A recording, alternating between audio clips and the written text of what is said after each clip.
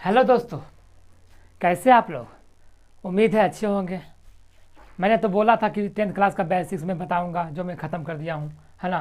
पाँच मतलब 5 वीडियो डाल दिए बेसिक्स का, है ना। इसके बाद मैं बोला कि जो सब्जेक्ट है, मैं गणित का, जो मैथमेटिक्स का, जो रियल नंबर चैप्टर, इसको मैं स्टार्ट करूँगा। तो आज का जो क्लास है वही पढ़ाऊँगा, रियल नंबर्स, मतलब पहला चैप्टर, जो कि बहुत इंपॉर्टेंट है। और रियल नंबर चैप्टर से मैट्रिक में कम से कम 10 या 12 नंबर से भी 12 अंक आ सकता है ना। हमेशा आता है रियल नंबर जो चैप्टर है ना, हमेशा 10 या 12 या कभी कभी 15 नंबर तक भी आ सकता है। तो ध्यान में रखिए, चैप्टर बहुत इंपॉर्टेंट होने जा रहा है आप लोगों के लिए। 15 नंबर मायने रखता है किसी भी एग्जाम के लिए, ठीक है। तो आप ध्यान में रखिएगा ये बात, ठीक है। ये क्लास में ख्याल से 4 दिन चलेगा, बेसिक्स जो है ना रियल नंबर्स का।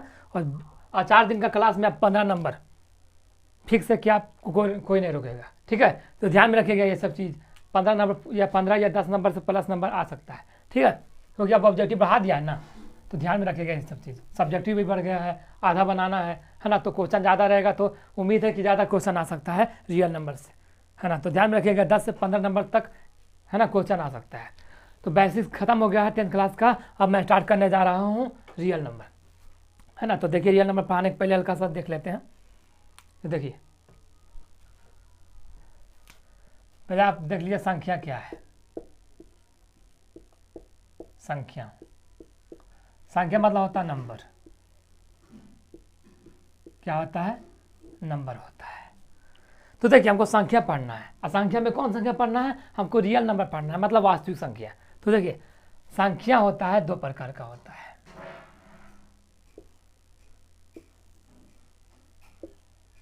पहला होता है रियल नंबर। रियल नंबर मतलब वास्तविक संख्या। वास्तविक संख्या, ठीक है। और दूसरा होता है इमेजिनरी नंबर।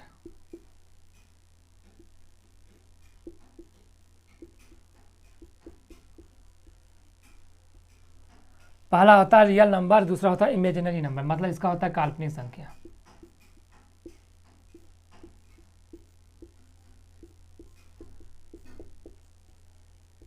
ठीक है, ध्यान में रखिएगा। संख्या 2 प्रकार के होते हैं, एक होता है रियल नंबर और दूसरा होता है इमेजिनरी नंबर, है ना। तो रियल नंबर मतलब वास्तविक संख्या, इमेजिनरी नंबर मतलब काल्पनिक संख्या। लेकिन आपको 10th क्लास में जो पढ़ना है वो है रियल नंबर मतलब वास्तविक संख्या, ठीक है। तो हम काल्पनिक संख्या को नहीं पढ़ाएंगे, क्योंकि काल्पनिक संख्या मतलब क्या होता है? रियल मतलब होता है वास्तविक, जो वास्तव में होता है ना। काल्पनिक मतलब होता है जो हम वास्तविक में नहीं होता है, जिसको हम मान सकते हैं, है ना, कल्पना कर सकते हैं, वो होता है काल्पनिक संख्या, जिसको आप 11th में पढ़ेंगे, ठीक है। तो इसको पढ़ाने से कोई फायदा नहीं है, क्योंकि आपको 10th क्लास का सिलेबस पढ़ना है, ठीक है। ध्यान में रखिएगा। तो आपको पढ़ाना है रियल नंबर मतलब वास्तविक संख्या। और वास्तविक संख्या की अगर हम बात करें तो इसमें क्या खासियत हो, तो देखिए इसमें क्या पढ़ना पड़ता है आपको। वास्तविक संख्या में आपको पढ़ना पड़ेगा, वास्तविक संख्या भी 2 प्रकार के होते हैं। पहला होता है परिमेय संख्या। परिमेय संख्या, परिमेय संख्या, ठीक है। और दूसरा होता है अपरिमेय संख्या। अपरिमेय संख्या, ठीक है। परिमेय संख्या और अपरिमेय संख्या मतलब रेशनल नंबर। Rational number. दूसरा क्या होता है? दूसरा होता है इरेशनल नंबर।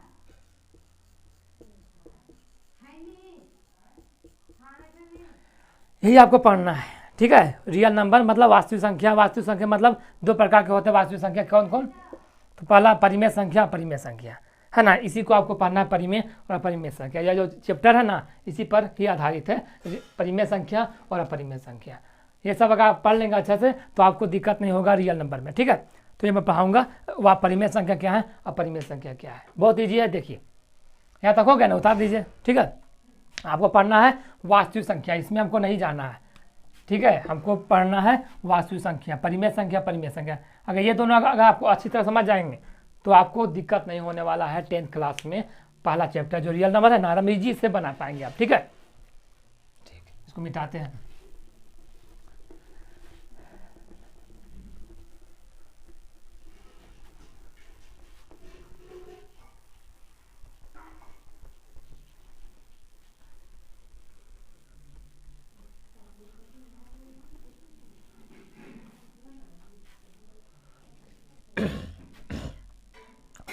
परिमेय संख्या। तो देखिए क्या है परिमेय संख्या।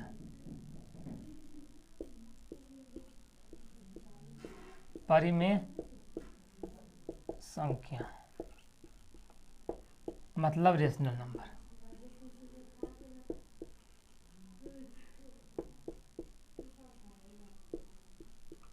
यही आपको पढ़ना। देखिए क्या होता है परिमेय संख्या मतलब रेशनल नंबर। तो देखिए आप लोग बहुत बार पढ़े होंगे इसको, परिमेय संख्या क्या होता है। तो आप ये तो जरूर पढ़े होंगे कि परिमेय संख्या होता है, पहला है, जैसे आप बताते हैं, पहला पॉइंट है परिमेय संख्या क्या है, तो जो P बटा Q के रूप में होता है, P बटा Q के रूप में होता है। ये चीज़ आपको ध्यान में रखना है। परिमेय संख्या क्या होता है, तो पहला पॉइंट होता है इसमें, जो संख्या P बटा Q के रूप में होता है उसे हम क्या कहते हैं, परिमेय संख्या। P बटा Q मतलब क्या होता है, इसका मतलब होता है P मतलब ऊपर में कोई भी अंक होगा, बाई, इसका मतलब बता या बाई अपॉन है ना, और Q मतलब क्या होता है, कोई भी संख्या। ये जो संख्या इस रूप में रहेगा, जैसे कि 2 बटा 2 बाई 4, 6 बाई 8, मतलब ऊपर में भी संख्या और नीचे में भी संख्या, ठीक है, उसे हम क्या कहते हैं, P बाई Q।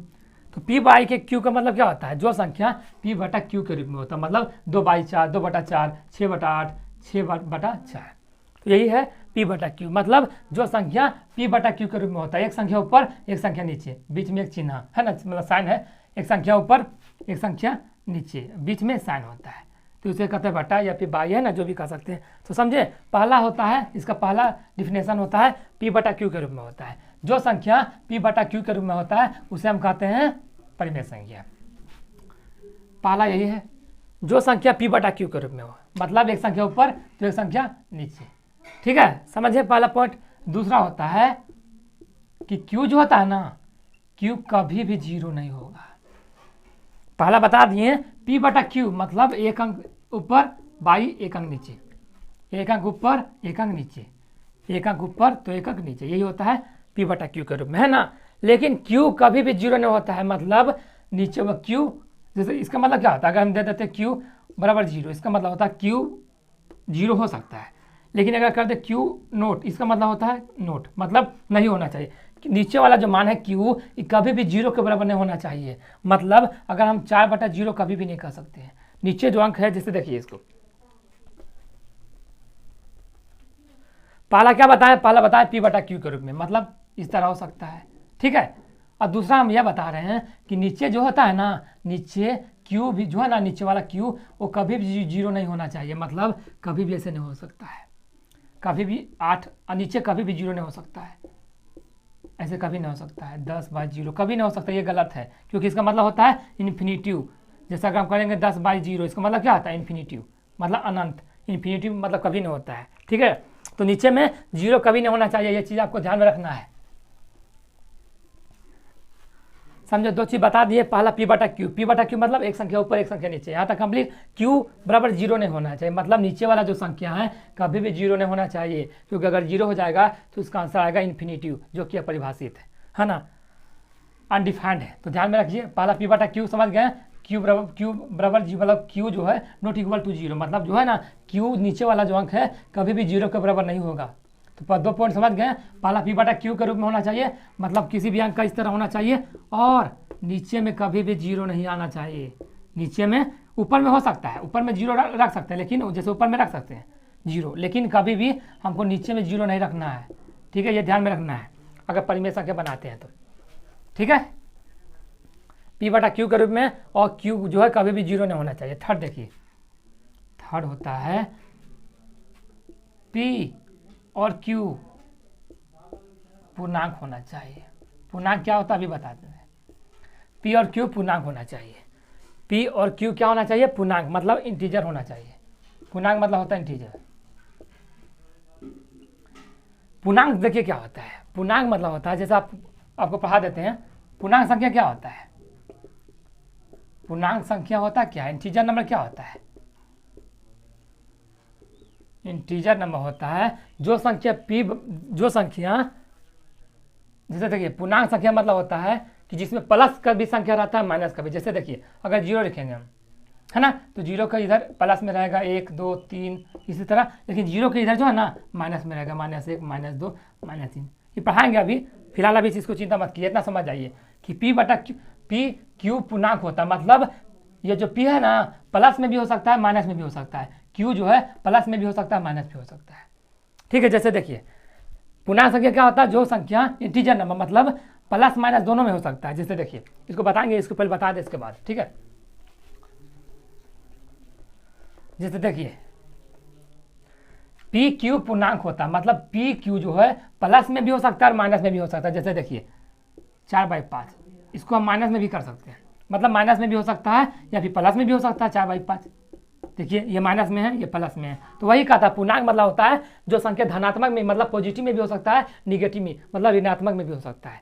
तो पूर्णांक मतलब समझ गए ना, पी क्यू ये जो होता है पी ये प्लस में भी हो सकता है और माइनस में भी हो सकता है, ये ध्यान में रखना है। जैसे -8 -4 है ना, -2 -6 भी कर सकते हैं, -9 क्योंकि माइनस कर जाता है ना, तो समझे बात को। तो पी क्यू पूर्णांक मतलब इंटीजर मतलब क्या होता है, जो संख्या होता है पी क्यू वो प्लस में भी हो सकता है और माइनस में भी हो सकता है। यहाँ तक समझ गए, ठीक। चौथा होता है वर्गमूल निकल सकता है। वर्गमूल जो है ना मतलब जो स्क्वायर रूट है निकाला जा सकता है।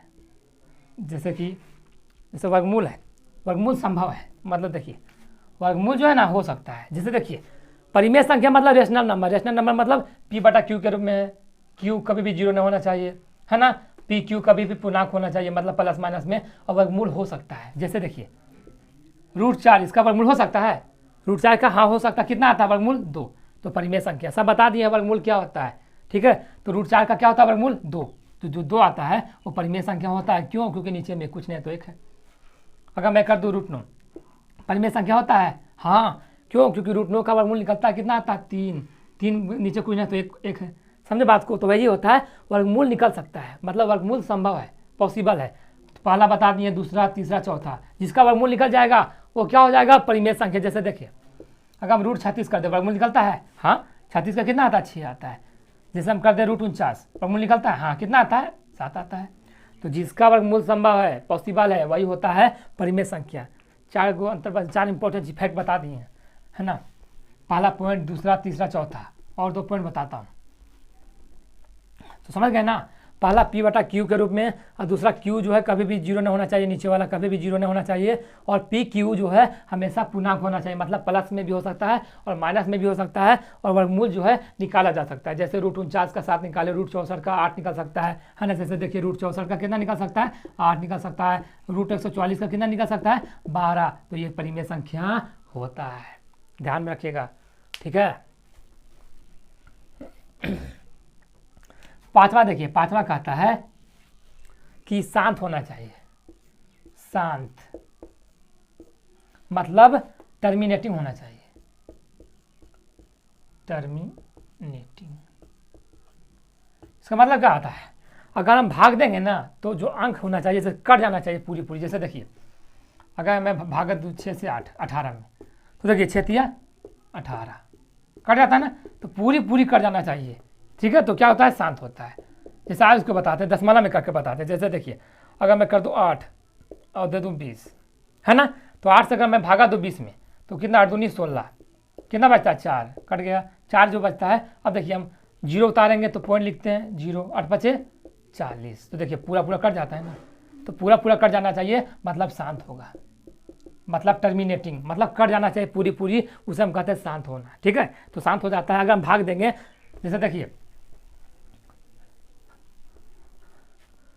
हम कहते हैं 20/8 क्या परिमेय संख्या है, तो हाँ क्यों, क्योंकि जब हम भागा देंगे 8 से 20 में तो शांत होता है। शांत मतलब दशमलव के बाद जो अंक होता है वो कट जाता है ना, शांत होता है, टर्मिनेटिंग होता है। जैसे अभी भागा दिए 8 से हम भागा देंगे 20 में, 2 बार में 16, 4 बचता है ना, 4 बचता है, कट जाएगा, 4 बचेगा तो हम जैसे पॉइंट लगा के हम 0 देते हैं तो 8 बचे 40 आता है तो कट जाता है, मतलब पूरी तरह से जो कट जाएगा। आंसर आ गया 2.5, और कुछ होता है आगे नहीं ना, तो हो जाता है शांत। क्या होता है शांत मतलब टर्मिनेटिंग। तो पांचवा पॉइंट भी समझ गए कि पहला होता है p/q के रूप में होता है, q 0 नहीं होना चाहिए, pq पूर्णांक होना चाहिए, वर्गमूल हमेशा निकल सकता है, और शांत होना चाहिए। जब हम भाग देंगे तो टर्मिनेटिंग आंसर आना चाहिए, मतलब कट जाना चाहिए, दशमलव के बाद भी और पहले भी, ठीक है। जैसे देखिए एक और बताता हूँ, अगर मैं कर दूँ 1/8 तो क्या यह परिमेय संख्या है, तो भाग दीजिए। ऐसा तो पी बटा क्यू के रूप में फॉलो कर रहा है ना, लेकिन भाग दीजिए। अगर 8 से हम भाग देंगे एक में तो जीरो लगाएंगे, क्योंकि 8 से भागने लगता है ना, तो पहले जीरो देंगे, फिर पॉइंट लगाएंगे, फिर जीरो उतारेंगे।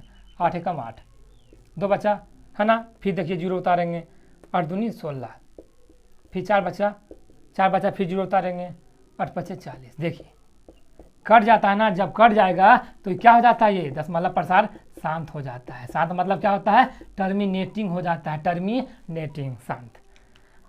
क्लियर, 5 पॉइंट आप समझ गए। छठा पॉइंट क्या होता है, तो देखिए छठा क्या होता है, आवर्ती होना चाहिए। क्या होना चाहिए, आवर्ती। आवर्ती मतलब क्या होता है, रिपीटिंग या फिर रिकरिंग होना चाहिए। रिपीटिंग या फिर रिकरिंग। जैसे देखिए छठा पॉइंट है आवर्ती होना चाहिए, मतलब क्या आवर्ती, अशांत आवर्ती होना चाहिए, मतलब अशांत। जैसे देखिए छठा पॉइंट यह बता रहा है, छठा पॉइंट क्या कह रहा है, छठा यह कह रहा है कि अशांत आवृत्ति होना चाहिए, अशांत आवृत्ति। इसका मतलब क्या होता है, अशांत मतलब क्या होता है, नॉन टर्मिनेटिंग।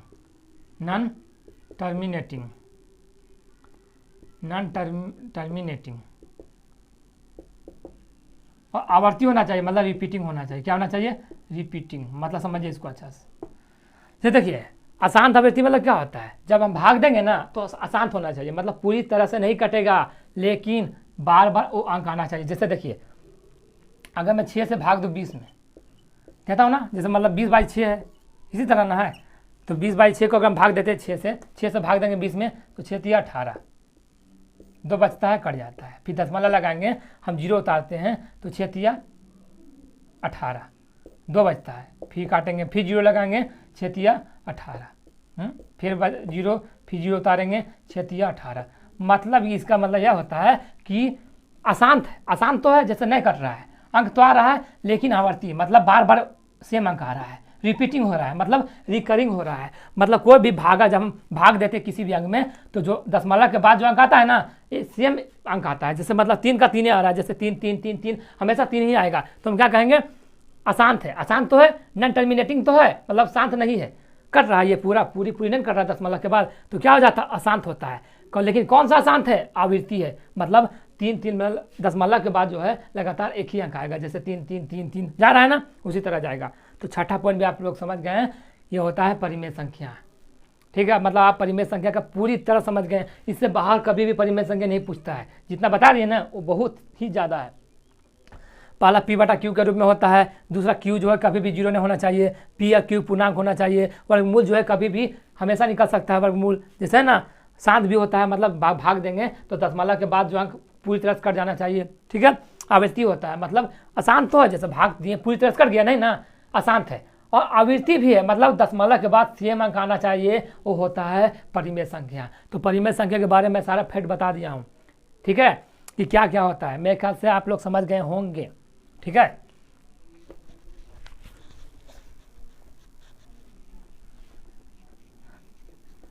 इतना समझ गए तो आपको 10th क्लास में दिक्कत नहीं होने वाला है रियल नंबर में। ये तो था परिमेय संख्या। अब मैं बताता हूं आपको अपरिमेय संख्या। अपरिमेय संख्या इसका उल्टा होता है।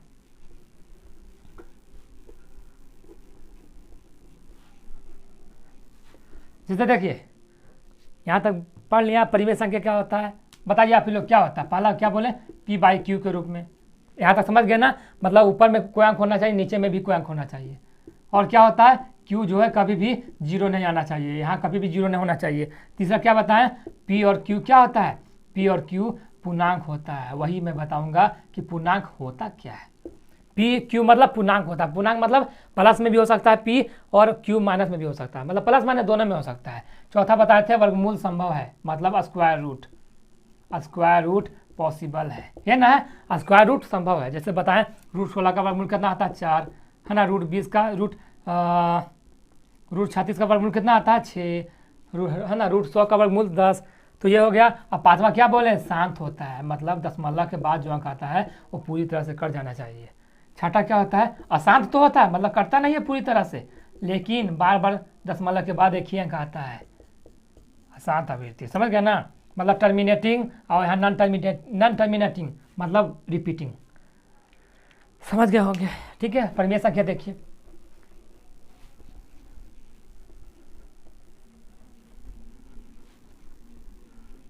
देखिए अपरिमेय संख्या क्या होता है,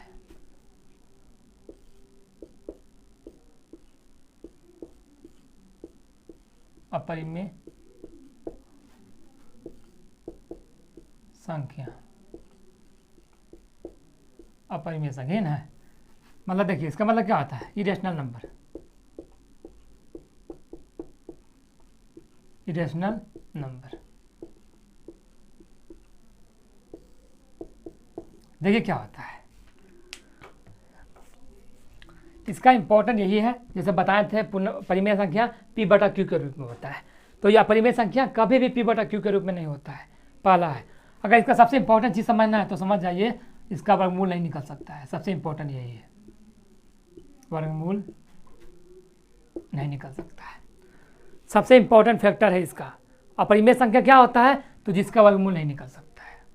जैसे देखिए अगर मैं कर दूँ √2 का वर्गमूल निकलता है, नहीं निकलता है, सिंपली मतलब ये परफेक्ट स्क्वायर नहीं है, ऐसे तो दशमलव के बाद वर्गमूल निकाल सकते हैं 2 का, लेकिन परफेक्ट स्क्वायर है ये।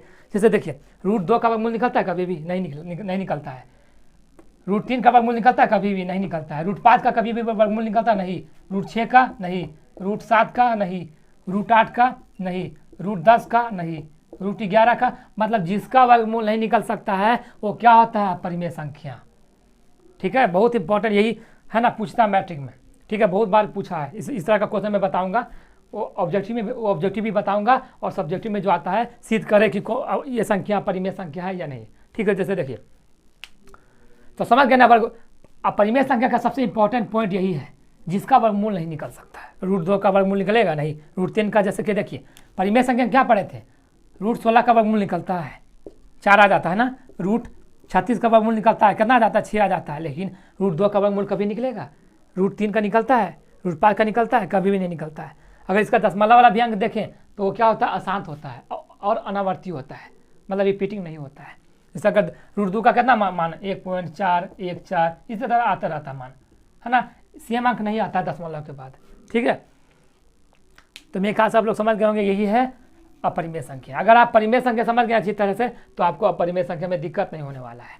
ठीक है, तो समझ गए ना, जिसका वर्गमूल नहीं निकलता है वो अपरिमेय संख्या होता है, जो पी बटा क्यू के रूप में नहीं होता है वो पी बटा क्यू के रूप में है, ये सब नहीं है, तो क्या होता है, अपरिमेय संख्या। समझ गए ना, तो देखिए अगर यहाँ तक आप समझ गए तो आपको रियल नंबर में आगे कोई भी प्रॉब्लम नहीं होने वाला है।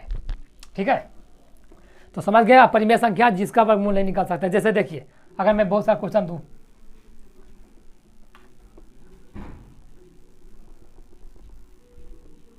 ये देखिए √6 का वर्गमूल निकलेगा, नहीं निकलेगा, तो क्या हो गया, अपरिमेय संख्या। √7 इसका वर्गमूल निकलेगा, नहीं निकलेगा। अगर मैं कर दूँ 2√3 इसका वर्गमूल निकलेगा, नहीं निकलेगा। ये रूट तो 2 तो बाहर है, अंदर रूट के अंदर क्या है 3, कभी भी वर्गमूल नहीं निकलेगा। √10 का वर्गमूल निकलेगा, इसका भी नहीं निकलता, इसका भी नहीं निकलता है। √12 का वर्गमूल निकलता है, इसका भी नहीं निकलता है। क्या हो गया, परिमेय संख्या। अगर मैं कर दूं 2 + √3, ये क्या है, परिमेय संख्या क्या अपरिमेय संख्या है, सोचिए, ये क्या है, परिमेय संख्या है या अपरिमेय संख्या। ये है अपरिमेय संख्या। कैसे है अपरिमेय संख्या, तो देखिए प्लस है ना, प्लस में 2 + √3 जुटा हुआ है, तो देखिए 2 + √3 है ना, तो 2 क्या हो जाता है, 2 तो परिमेय संख्या है, 2/1 2 परिमेय संख्या होता है, लेकिन √3 क्या है, अपरिमेय संख्या। तो इससे यह साबित होता है कि जब परिमेय संख्या और अपरिमेय संख्या को जोड़ते हैं तो रिजल्ट क्या होता है, अपरिमेय संख्या आता है। क्या आता है, अपरिमेय संख्या, अपरिमेय संख्या आता है। मतलब अगर हम परिमेय संख्या और अपरिमेय संख्या को जोड़ते हैं तो हमेशा अपरिमेय संख्या होता है। जैसे देखिए 8 + √6 क्या है, ये क्या है, ये क्वेश्चन, ये भी अपरिमेय संख्या है। क्यों, देखिए 8 तो प्लस में है और है ना, 8 क्या हो जाता है, परिमेय संख्या है, लेकिन √6 का वर्गमूल निकलता है नहीं, तो ये क्या हो गया, अपरिमेय संख्या। तो देखिए ये परिमेय संख्या और ये अपरिमेय संख्या जोड़ेंगे तो रिजल्ट क्या होगा, अपरिमेय संख्या। घटाएंगे भी तभी वही प्रोसेस होगा। जैसे देखिए अगर मैं घटा दूं तब यह परिमेय संख्या होता है। अगर परिमेय संख्या और अपरिमेय संख्या में हम घटाऊं भी तब रिजल्ट क्या आता है, अपरिमेय संख्या। जैसे देखिए अगर मैं कर दूं 2 माइनस रूट 2, ये क्या होता है, परिमेय है या अपरिमेय है, अपरिमेय है। क्यों, जब परिमेय संख्या और अपरिमेय संख्या को घटाते हैं तब रिजल्ट हमेशा अपरिमेय संख्या आता है। ध्यान में रखिएगा, क्या आता है, अपरिमेय संख्या आता है ना। परिमेय संख्या में अपरिमेय संख्या घटाए तब भी अपरिमेय संख्या आता है। ठीक है, गुना करेंगे तो कुछ सेंस बदल सकता है। जैसे देखिए अगर मैं कर दूं रूट 2 गुना रूट 4, गुना किए तो देखिए गुना करते हैं तब क्या आता है, रूट 4 दूनी 8, तो ये क्या हो जाता है, अपरिमेय संख्या हो जाता है। लेकिन अगर मैं इस तरह गुना कर दूं रूट 4 गुने रूट 4 तो कितना आता है, इसका आता है रूट 16, रूट 16 का वर्गमूल निकल जाता है 4, तो ये परिमेय संख्या हो जाता है। मतलब अगर हम गुना करेंगे तो परिमेय संख्या भी हो सकता है, अपरिमेय भी संख्या हो सकता है। जैसे गुना किए थे अपरिमेय और भाग भी दिए थे तो हो गया परिमेय संख्या। तो ठीक है, इसको समझिए आराम से। भाग वाला भी प्रोसेस हो सकता है कि परिमेय है या अपरिमेय है। हाँ समझ जाइए, जिसका वर्गमूल नहीं निकलता है वो परिमेय संख्या है। जैसे देखिए अगर मैं कर दूं रूट 4 भाग रूट 4, ये क्या है, ये तो परिमेय संख्या है। ये क्या है, परिमेय संख्या है। क्यों परिमेय है, क्योंकि वर्गमूल निकलता है, कितना आता है 2 भाग इसका 2, ये तो ऐसे पता चल रहा क्या है, अपरिमेय संख्या है। अगर मैं भाग कर दूं, जैसे देखिए अगर मैं कर दूं 2 भाग रूट 2, ये क्या होता है, परिमेय है या अपरिमेय है, अपरिमेय है। क्यों, क्योंकि देखिए ये क्या है, 2 परिमेय संख्या है और ये क्या है, अपरिमेय संख्या। अपरिमेय अपरिमेय क्या होता है, हमेशा अपरिमेय होता है। ठीक है, मेरे ख्याल से आप परिमेय संख्या और अपरिमेय संख्या अच्छी तरह समझ गए हैं। अब देखिए 2-3 चीज़ और है जो बताना बहुत ज़रूरी है।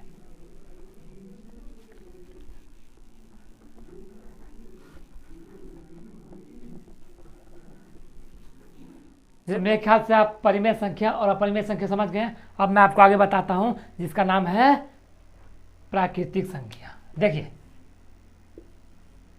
प्राकृतिक संख्या मतलब क्या होता है, मतलब होता है नेचुरल नंबर। क्या होता है, नेचुरल नंबर। देखिए क्या होता है नेचुरल नंबर, ये सब जरूरी है। ठीक है, तो प्राकृतिक संख्या किसे कहते हैं, तो देखिए प्राकृतिक इसका मतलब क्या होता है, प्राकृतिक मतलब क्या होता है, इसका मतलब होता है प्रकृति। प्रकृति मतलब नेचर। तो अगर आपको समझना है तो ऐसे रिलेट कर सकते हैं कि जो संख्या प्रकृति ने दिया है, प्रकृति मतलब क्या, तो नेचर, नेचर मतलब गॉड।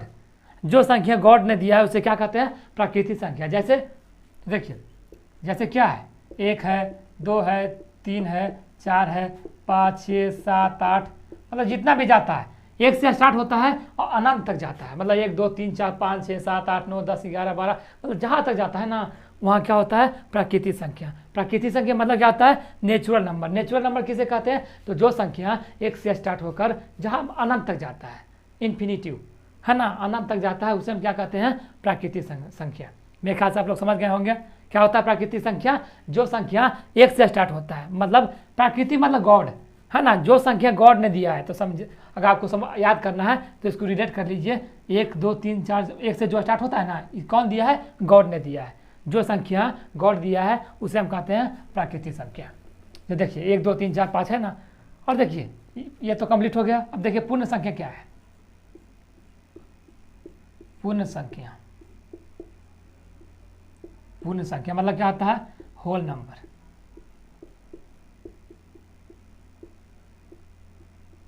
Whole number. तो देखिए प्राकृतिक संख्या तो समझ गए, अब पूर्ण संख्या क्या है, इसका मतलब क्या होता है, पूर्ण संख्या। तो देखिए पूर्ण संख्या मतलब होता है जो संख्या इंसान ने दिया है। जैसे देखिए ये क्या है, प्राकृतिक संख्या है ना, तो देखिए प्राकृतिक संख्या लिख दिए हम। इसी तरह होता है प्राकृतिक संख्या, तो देखिए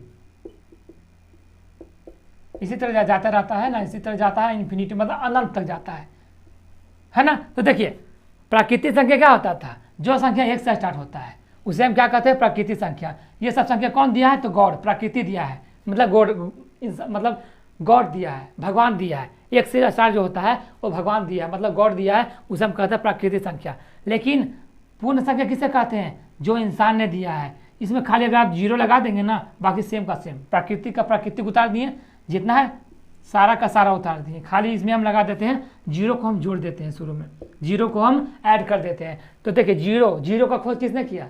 जीरो का खोज किया है आर्यभट्ट, जो कि भारत के महान गणितज्ञ थे, है ना। तो मेरे ख्याल आप लोग समझ गए होंगे। जीरो का खोज किसने किया? इंसान। तो पूर्ण संख्या किसे कहते हैं? जो संख्या को इंसान ने बनाया है, जो संख्या को इंसान ने बनाया। तो पूर्ण, देखिए जीरो को किसने बनाया? जीरो को किसने खोजा? तो आर्यभट्ट ने खोजा। तो देखिए ये क्या हो गया? मानव के द्वारा बनाया हुआ है, तो उसे हम क्या कहते हैं? पूर्ण संख्या। ये गॉड के द्वारा, तो हो जाएगा प्राकृतिक संख्या। मतलब आपको याद करने के लिए है ना, हल्का सा रिलेट करना पड़ेगा। तो ऐसा प्राकृतिक संख्या क्या है? जो संख्या 1 से स्टार्ट होता है। पूर्ण संख्या जो 0 से स्टार्ट होता है। 0 मतलब आर्यभट्ट, तो ऐसे रिलेट कर सकते हैं। प्राकृतिक मतलब गॉड और 0 मतलब आर्यभट्ट। आर्यभट्ट खोजा है। तो पूर्ण संख्या किसे कहते हैं? जो इंसान के द्वारा दिया गया। सिर्फ 0 ऐड कर देंगे, बाकी देखिए सेम का सेम रहता है ना, कोई अंतर आता है इसमें? खाली शुरू में 0 जोड़ देते हैं तो हो जाता है पूर्ण संख्या, मतलब होल नंबर। मेरे ख्याल से आप लोग समझ गए होंगे।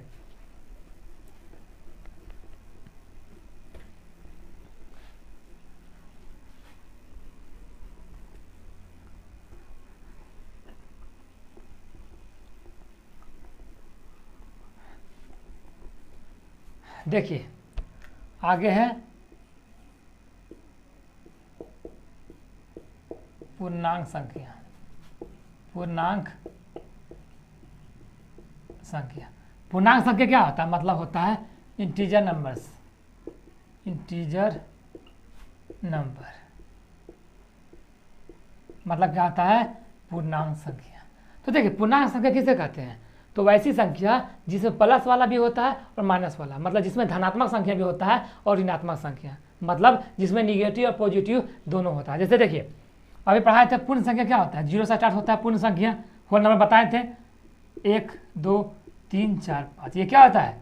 ये बताए पूर्ण संख्या होता है। लेकिन अगर हम इसमें माइनस में भी जोड़ देंगे, -1 -2 -3 -4, इस तरह का अगर जोड़ देंगे -5, तो क्या होता है? ये हो जाता है पूर्णांक संख्या। तो पूर्णांक संख्या किसे कहते हैं? वैसी संख्या जिसमें प्लस का भी साइन रहता है और माइनस का भी साइन वाला अंक रहता है, उसे हम क्या कहते हैं? पूर्णांक संख्या। तो मेरे ख्याल से आप लोग समझ रहे होंगे पूर्णांक संख्या क्या होता है? जिसमें प्लस का भी साइन और माइनस का भी साइन। जैसे प्लस का भी साइन होता है, मतलब 0 के बाद 1 2 3 4, 0 के बाद -1, कोई अंतर है? जैसे देखिए 0 है, 0 के बाद 1 इधर तो -1 इधर, है ना। जैसे इधर अगर हम लिखेंगे राइट साइड में तो प्लस में, लेफ्ट साइड में तो माइनस में, है ना।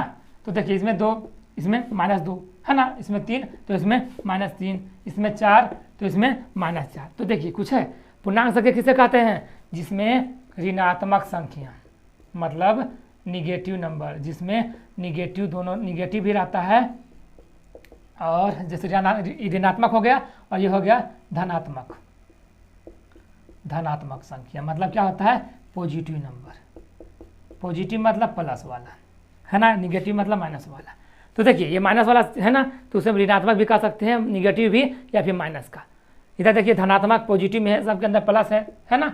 तो देखिए पॉजिटिव, तो समझ गए ना। पूर्णांक संख्या किसे कहते हैं? वैसी संख्या जिसमें प्लस माइनस दोनों रहता है ना। जैसे 0 में इधर प्लस है और 0 के बाद इधर माइनस है, तो देखिए ऋणात्मक है।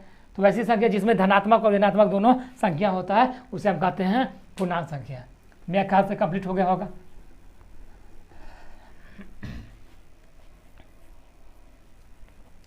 सब लीजिए, है ना, आराम से पढ़िए।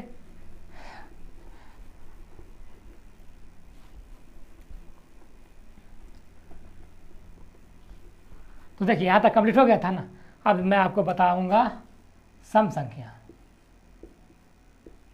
सम संख्या मतलब क्या होता है? Even number. इवन नंबर मतलब सम संख्या होता है ना। तो सम संख्या किसे कहते हैं? तो देखिए सम संख्या मतलब होता है जो संख्या 2 से डिवाइड हो जाता है। जैसे मतलब देखिए 2 4 6 8 10 12, मतलब इसे क्या समझिए? सम संख्या हम उसे कहते हैं जो संख्या 2 से पूरी तरह से कट जाता है। जैसे देखिए ये 2 से कटता है, हाँ। अगर आपको समझना हो ना तो समझिए कि 2 का टेबल पढ़ना, मतलब 2 का पहाड़ा पढ़ना। तो देखिए 2 का 2, 2 दूनी 4, 2 तिया 6, 2 चार का, मतलब 2 का पहाड़ा पढ़िए ना। इसी में होता है पहाड़ा, देखिए इसी तरह होता है। लेकिन इसके बाद भी बढ़ा सकते हैं 22, मतलब 2 का टेबल पढ़िए। है ना, तो क्या आ जाता है सम संख्या। तो समझ गए ना, सम संख्या किसे कहते हैं, तो वैसी संख्या जो 2 से डिवाइड होता है, मतलब जो 2 से कटता है पूरी तरह से। जैसे देखिए 2 भी कटता है 2 से, 4 भी कटता है, 6 भी 2 से, है ना, भागा देंगे पता चल जाएगा। जैसे देखिए अगर मैं क्वेश्चन दे दूँ कि बताइए 50 क्या है, सम संख्या है, तो आप भाग दीजिए 2 से, क्योंकि सम संख्या का मतलब होता है 2, मतलब जो संख्या 2 से कट जाता है, सम मतलब 2, जो संख्या अगर हम 2 से किसी भी संख्या में भाग देंगे वो कट जाता है, तो क्या हो जाता है, हो जाता है सम संख्या। मतलब अगर 2 से हम डिवाइड करेंगे, मतलब भाग देंगे, और संख्या पूरी तरह से कट जाए, मतलब विभाजित हो जाए, तब हम उसे कह देंगे सम संख्या। जैसे देखिए 50 है, 50 सम संख्या है, तो देखिए भाग दीजिए 2 से 4, एक बचता है 0, 0 2 5 10, देखिए पूरा तरह से कट गया ना। तो पूरी तरह से जब कट जाएगा तो क्या होता है, 50 एक सम संख्या है, ठीक है। जो संख्या 2 से पूरी तरह से कट जाए वो सम संख्या होता है। 2 का टेबल पढ़ लीजिए, है ना, 2 1 2, 2 2 4, 2 3 6, यही सब है, ठीक है। मतलब जो 2 से पूरी तरह से डिवाइड हो जाता है। जैसे देखिए अगर मैं कह दूँ 38 मतलब 38, ये सम संख्या है, तो भाग दीजिए, 2 से भाग देना है, आपको पता चल जाएगा। एक बार में 2, एक बचता है, और 8, 2 9 18, देखिए कंप्लीट हो गया ना। जब पूरी तरह से कट जाए तो क्या होता है, ये सम संख्या है। ये अगर पहचानना है तो देख लीजिए, अगर तो किसी भी, देखिए अगर आपको पहचानना है कि कौन सम संख्या है और कौन विषम संख्या है, तो इसका भी देखिए ट्रिक बता देता हूँ। जो देखिए किसी भी संख्या के अगर लास्ट में, किसी भी संख्या के अगर लास्ट में 2 रहे, 4 6 8 0, ये संख्या अगर किसी भी, है ना, अगर रहे ना किसी भी संख्या के लास्ट में, जैसे देखिए 20 के लास्ट में कितना है 0, जिसका लास्ट में ये सब संख्या रहेगा वो 2 से कटेगा। जैसे देखिए अगर मैं कर दूं 46, 2 से कटेगा, देखिए लास्ट में कितना है 6, तो देखिए जो जिसका लास्ट में 6 है वो 2 से कटता है, तो ये सम संख्या हो गया। जैसे देखिए इसका मतलब समझ आइए, सम संख्या जिसका लास्ट में 2 4 6 8 0 रहता है वो सम संख्या होता है। जैसे देखिए अगर मैं कर दूं 58, सम संख्या है, हाँ, क्यों, क्योंकि लास्ट में कितना है, लास्ट में है 1, जिसका लास्ट में ये सभी 5 संख्या रहता है ना वो सम संख्या होता है, मतलब इवन नंबर होता है। तो देखिए इसके लास्ट में कितना है 8 आ रहा है, 8 है ना, तो सम संख्या होता है। तो समझ गए। जैसे मैं कर दूं 47, ये सम संख्या होगा, नहीं होगा, क्यों, क्योंकि लास्ट में 7 आ रहा है, तो देखिए 7 आ रहा है इसमें नहीं ना, जिसके लास्ट में ये 5 संख्या रहेगा ना वही सम संख्या कहलाता है। तो समझ गए ना, सम संख्या किसे कहते हैं, जो संख्या 2 से डिवाइड होता है।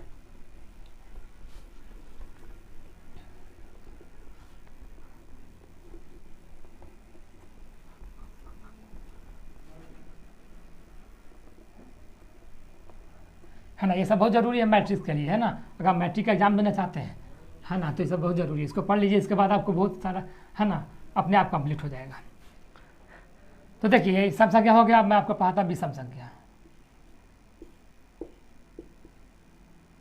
विषम संख्या, विषम संख्या मतलब ओड नंबर, क्या होता है, ओड नंबर होता है। तो देखिए ओड नंबर क्या होता है, विषम संख्या किसे कहते हैं, ओड नंबर किसे कहते हैं, तो जो संख्या 2 से नहीं कटता है, मतलब जो संख्या 2 से डिवाइड नहीं होता है, ठीक है। जैसे देखिए 1 3 5 7 9 11 13 15, इसी तरह जाएगा, है ना। जैसे देखिए विषम संख्या किसे कहते हैं, वैसी संख्या जो 2 से पूरी तरह से विभाजित नहीं होता है, मतलब जो 2 से नहीं कटता है। जैसे देखिए 2 से कटेगा, जैसे 2 से भागा दीजिए, 2 से 1 कटेगा, नहीं कटेगा। 2 3 से कटेगा, देखिए 3 में भागा दीजिए, 2 से कटता है, एक बार में शेष बच जाता है ना, तो शेष बचना नहीं चाहिए। अगर शेष बच जाएगा तो क्या हो जाएगा, वो विषम संख्या नहीं कहलाएगा, मतलब विषम संख्या कहलाएगा। जैसे देखिए 2 से भाग देंगे हम 5 में, 2 से पूरी तरह से कटता है, 2 2 4 1, जिसका देखिए लास्ट में शेष बच जाता है ना, तो जब शेष बच जाएगा तो विषम संख्या होता है, ठीक है। सम संख्या बता दिए थे, जो पूरी तरह से कट जाएगा वो होता है सम संख्या, लेकिन विषम संख्या जो पूरी तरह से नहीं कटे, जो संख्या 2 से पूरी तरह नहीं कटे। जैसे देखिए किसे कहते हैं, विषम संख्या। विषम संख्या हम उसे कहते हैं जो संख्या 2 से पूरी तरह से नहीं कटे। ये देखिए अगर मैं कर दूं 27, क्या सम संख्या है, विषम संख्या है। 27 सम है कि विषम, भाग दीजिए 2 से, पता चल जाएगा। एक बार में 2 कट गया, 7 उतारेंगे, 2 3 6, एक बार में देखिए एक जब शेष बच जाएगा तो क्या हो जाता है, विषम संख्या। जब शेष बच जाता है तो क्या हो जाता है, विषम संख्या। इससे ये क्या समझे, तो विषम संख्या उसे कहते हैं जो 2 से अगर भाग देंगे ना तो संख्या नहीं कटे, तो समझ जाइए वो है विषम संख्या। मेरे ख्याल से आप लोग समझ रहे होंगे। ओड नंबर मतलब 1 3 5 7 9, देखिए 2 से नहीं कट रहा, ये भी नहीं, है ना, ये सब कोई भी नहीं करता है, 15, 17, 19, है ना। ठीक, विषम संख्या भी आप लोग समझ गए होंगे।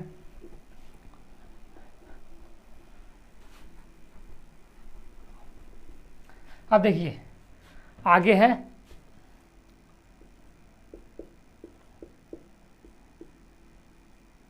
अभाज्य संख्या। अभाज्य संख्या मतलब क्या होता है? अभाज्य संख्या मतलब प्राइम नंबर।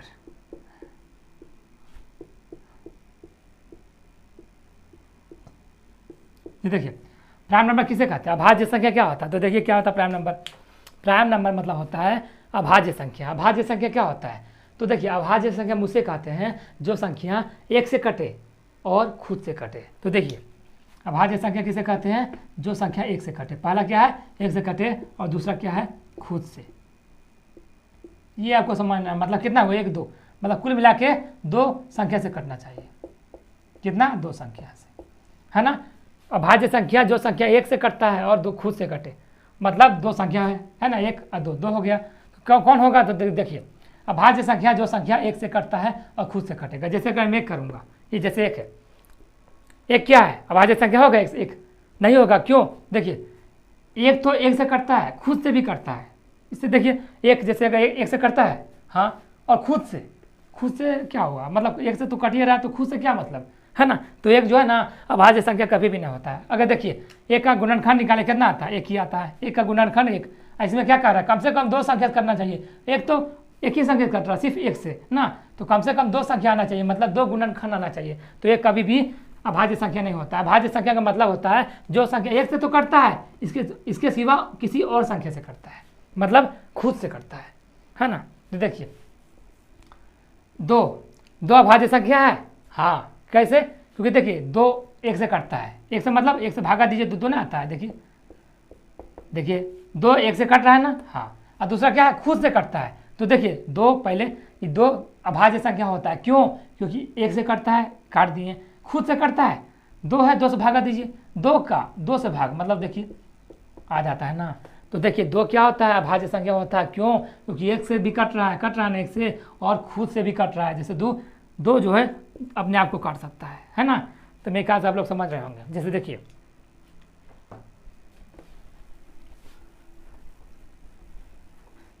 2 अभाज्य संख्या होता है, 3 भी होता है, 4 नहीं होता। क्यों? देखिए 4 क्यों नहीं होता अभाज्य संख्या? क्योंकि 4 जो है 1 से भी कटता है, 2 से भी कटता है, और 4 से भी कटता है, मतलब 3 संख्या से कटता है। अब बता दिए अभाज्य संख्या किसे कहता है? जो 2 संख्या से कटना चाहिए, मतलब 1 से और खुद से।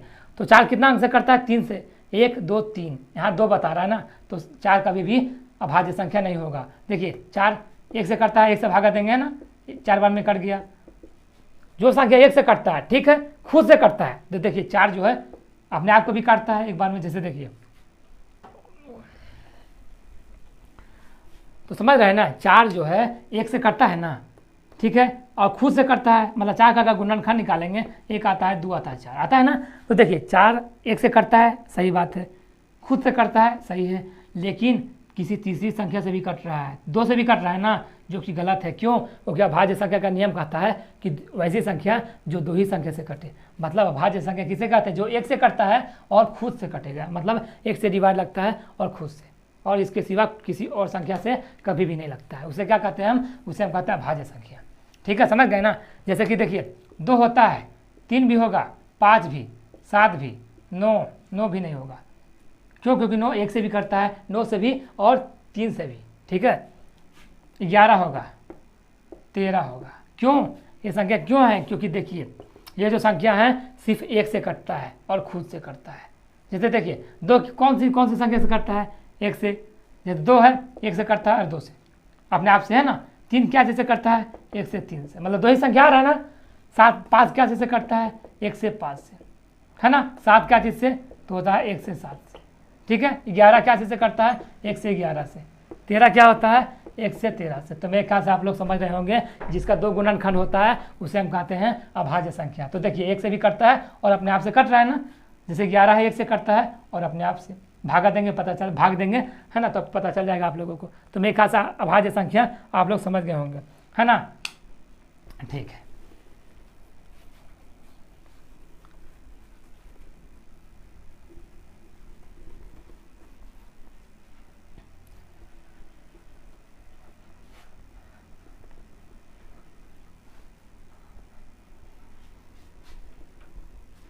जैसे देखिए अगर मैं क्वेश्चन कर दूं अब भाज्य संख्या, क्या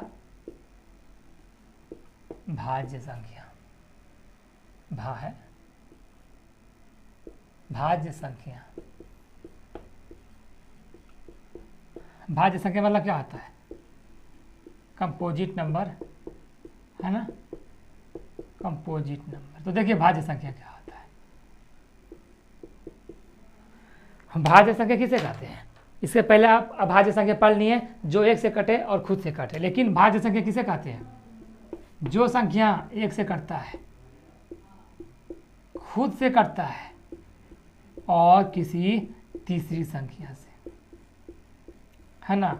इसका मतलब क्या होता है, 3 से कटे या फिर 3 से प्लस, है ना, मतलब 3 से कटे या 3 से ज़्यादा भी हो सकता है, उसे हम क्या कहते हैं, भाज्य संख्या। जैसे देखिए भाज्य संख्या मतलब कंपोजिट नंबर, मतलब देखिए क्या होता है, 2 होता है भाज्य संख्या, तो देखिए 2 जो है 1 से कटता है, ठीक है, 2 जो है 1 से तो कटता है, जैसे 1 से भागा देंगे 2 तो कट जाता है, तो पहला नियम तो पालन करता है, खुद से कटता है 2, हाँ 2 से भाग देंगे 2 में, खुद से भी कट रहा है, यहाँ तक भी सही है। तीसरी संख्या से कटेगा नहीं, 2 जो है सिर्फ 1 से कट रहा है और 2 से कट रहा है, मतलब ये दोनों नियम पालन कर रहा है, 1 से और खुद, जैसे 1 से कटता है और खुद से कटता है, 1 से कट रहा है ना 2 और 2 अब खुद से मतलब अपने आप से कटता है, लेकिन तीसरी संख्या से कट रहा है नहीं ना, मतलब 2 का 2 ही गुणनखंड होता है, 1 2, तो 2 जो है ना अभाज्य संख्या होता था, भाज्य संख्या नहीं होता है, ठीक है। जैसे देखिए अगर मैं कर दूं 3 क्या 3 होता है, भाज्य संख्या 3 होता है 3 भाज्य संख्या होता है, तो देखिए भाज्य संख्या का नियम क्या है, 1 से कटे, तो देखिए 3 है, 3 1 से कटता है, सही बात है, पहला नियम पालन किया, खुद से कटना चाहिए, तो देखिए 3 जो है खुद से भी कट रहा है, आ गया ना। तीसरी संख्या से कटे और कोई 3 जो है और किसी संख्या से कट रहा है, डिवाइड लग रहा है, देखिए नहीं 3 जो है सिर्फ 2 ही संख्या से लग रहा है, 1 से और 3 से इनसे कट रहा है, मतलब 1 से कटता है, तो देखिए 1 से कट रहा है और खुद से कट रहा है, लेकिन किसी तीसरी संख्या से कट रहा है नहीं ना, तो 3 क्या होगा, अब भाज्य संख्या मतलब कंपोजिट नंबर नहीं होता है। तो होता कौन है, 4 होता है। कैसे होता है, देखिए 4 जो है ना अभाज्य संख्या होता है, जैसे देखिए 4 क्या होता है, भाज्य संख्या होता है, 4 होता है। कैसे होता है, तो देखिए 1 से भी करता है 4, खुद से भी और तीसरी संख्या से, जैसे देखिए 4 है 1 से करता है तो 1 से भागा दीजिए, पहला नियम है 1 से कट रहा है 4 बार में, हाँ देखिए 1 से कट रहा है, ठीक है, खुद से कट रहा है 4 खुद से कट रहा है, तो देखिए 4 से है ना, 4 खुद से कट रहा है एक बार में, हाँ 4 जो है 1 से भी कट रहा है ना, और खुद से भी कट रहा है, मतलब 4 से अपने आप से भी कट रहा है, और देखिए तीसरी संख्या कोई और किसी संख्या से कट रहा है, तो देखिए 2 से भी कट रहा है, अगर 2 से भाग देंगे 4 में, 2 दूनी 4, तो देखिए आ गया ना आपका नियम, जो संख्या 4 है 1 से भी कटता है, ठीक है, 1 से आ रहा है खुद से कटना चाहिए, तो देखिए 4 जो है खुद से भी कटता है और किसी तीसरी संख्या, तो देखिए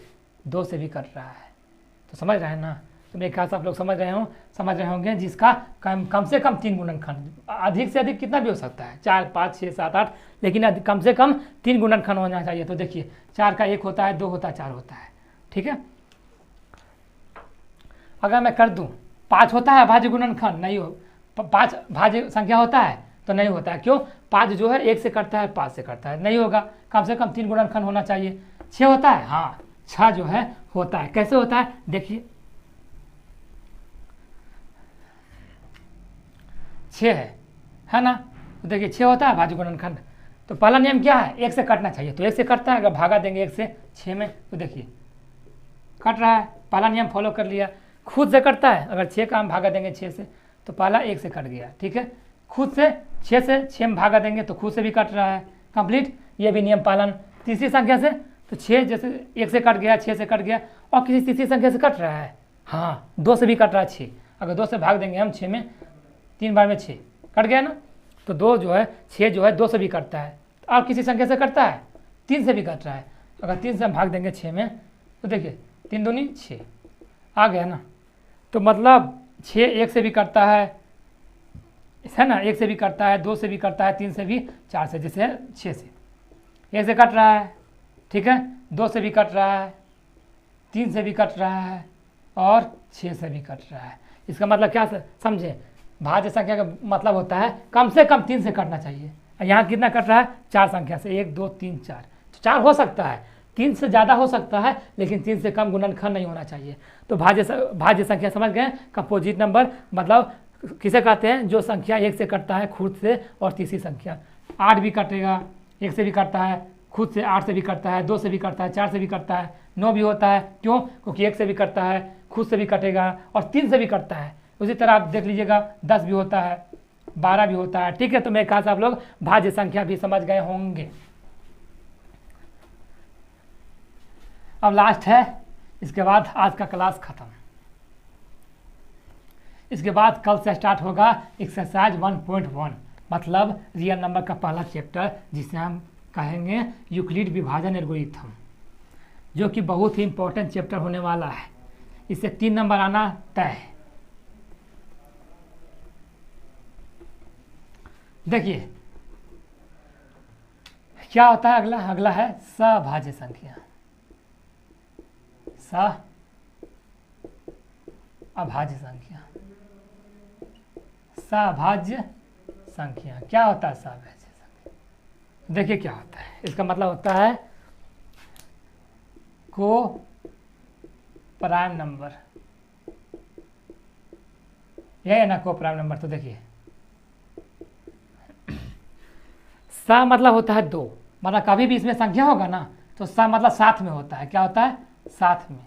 इसमें कभी भी होगा तो साथ में 2 संख्या रहेगा, जैसे देखिए कभी भी रहेगा तो इस तरह रहेगा, है ना, कभी भी रहेगा इस तरह रहेगा, कभी भी इस तरह, मतलब 2 संख्या साथ में रहेगा। तो सा मतलब साथ में, तो कभी भी 2 संख्या साथ में रहेगा, सा मतलब साथ में, 2 संख्या हमेशा साथ में रहेगा, ठीक है। अब बाकी समझिए, साथ में 2 संख्या रहेगा तो कह रहा है सभाज्य संख्या किसे कहते हैं, सभाज्य संख्या हम उसे कहते हैं जिसका अगर एचसीएफ निकाले ना तो एचसीएफ कितना होना चाहिए, एचसीएफ 1 होना चाहिए।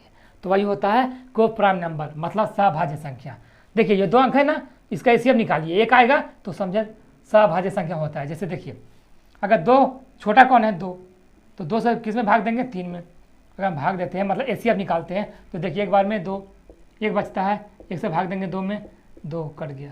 देखिए एचसीएफ कितना आया इसका, एचसीएफ आता है 1। देखिए आ गया ना एचसीएफ 1, तो जिसका एचसीएफ 1 आ जाता है वो क्या हो जाता है, सभाज्य संख्या। तो यह जो ये है ये क्या होता है, सभाज्य संख्या होगा, क्या सभाज्य संख्या होगा, क्योंकि इसका एचसीएफ कितना आ रहा है, एचसीएफ 1 आ रहा है। जिसका एचसीएफ 1 आ जाएगा वो क्या होता है, सभाज्य संख्या होता है, को प्राइम नंबर होता है। तो ये समझ गए। अब देखिए इसको देखते हैं ये अभाज्य संख्या होता है कि नहीं। ये तो सभाज्य संख्या है, ये है 4, अच्छे देखते हैं, 4 से एचसीएफ निकालेंगे, 4 से लगाएंगे 6 में, एक बार में 4, 2 बचता है, 4 आता है, 2 दूनी 4 आ गया इतना तक। इसका देखिए एचसीएफ कितना आ रहा है, इसका एचसीएफ आ रहा है 2। तो जिसका एचसीएफ कम से कम, सभाज्य संख्या उसी को कहते हैं जिसका एचसीएफ 1 आता है। तो इसका तो एचसीएफ कितना आ गया, 2 आता है। तो यह जो है सभाज्य संख्या नहीं होगा। सभाज्य संख्या वही होता है जिसका एचसीएफ 1 आना चाहिए, ठीक है, हाईएस्ट कॉमन फैक्टर 1 आना चाहिए। अब देखिए अगर मैं इसको कर दूं 7/8, ये क्या अभाज्य संख्या होता है, तो भाग दीजिए, है ना, 7 से भाग दीजिए 8 में, एक बार में 7, 1 बचेगा, 7 से भाग देना है इसमें, है ना, इसी तरह भाग देना, कितना बार में, 7 बार में। तो देखिए इसका एचसीएफ कितना आ गया, 1, मतलब जिसका एचसीएफ 1 आ जाता है वो क्या होता है, वो होता है सभाज्य संख्या, मतलब को प्राइम नंबर। समझ गए, जिसका एचसीएफ कितना आना चाहिए, 1 आना चाहिए। तो देखिए ये सभाज्य संख्या है, ये नहीं है और ये है। तो आप मेरे ख्याल से समझ रहे होंगे और समझ चुके होंगे कि सभाज्य संख्या क्या होता है।